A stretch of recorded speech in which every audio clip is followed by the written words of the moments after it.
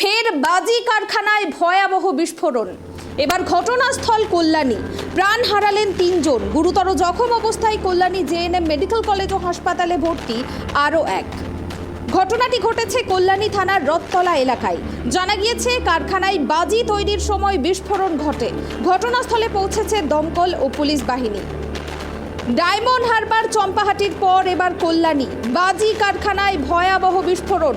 ঝলসে মৃত্যু হলো 3 জনের, গুরুতর জখম এক। রথতলা এলাকায় বাজি কারখানায় ভয়াবহ বিস্ফোরণ।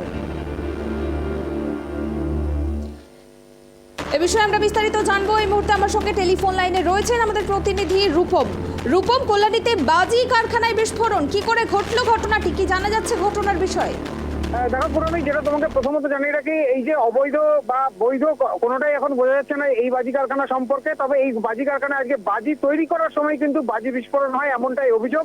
এবং সব থেকে বড় কথা, এই ঘটনা এখনো পর্যন্ত 4 জনের মৃত্যুর ঘটনা ঘটেছে এবং কয়েকজন আহত হয়েছেন। তাদেরকে কল্যাণী জেএনএম হাসপাতালে নিয়ে যাওয়া হয়েছে।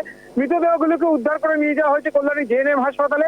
ইতিমধ্যে এলাকায় প্রচুর পুলিশ নেমেছে এবং তার সঙ্গে সেখানে আরো উচ্চপদস্থ আধিকারিকরা সেখানে উপস্থিত হচ্ছেন। কি কারণে এই ঘটনা এবং এই বাজি কারখানা কিভাবে গড়ে উঠেছিল, এইটি বৈধ না অবৈধ সমস্তটাই কিন্তু এখন খতিয়ে দেখছে পুলিশ প্রশাসন। যদিও গোটা এলাকা ঘিরে রাখা হয়েছে পুলিশের তরফ থেকে এবং আরো বম স্কোয়াড বা আরো এই বিশ্লেষণ করতে আরো যে সমস্ত ফরেন্সিক বা যারা আধিকারিকরা রয়েছেন তাদেরকে আনার জন্য এখনো পর্যন্ত কথাবার্তা চলছে। তবে যে ঘটনা আজকে দুপুরবেলা ঘটেছে তাতে কিন্তু রীতিমতো চাঞ্চল্য ছড়িয়েছে গোটা এলাকাতে এবং এই ভয়ের বাতাবরণ তৈরি হয়েছে কিভাবে। এবং যেটা জানা যাচ্ছে বাঁশবাগানের মধ্যে টিনের ঘর করে এই বাজি কারখানা চলছিল।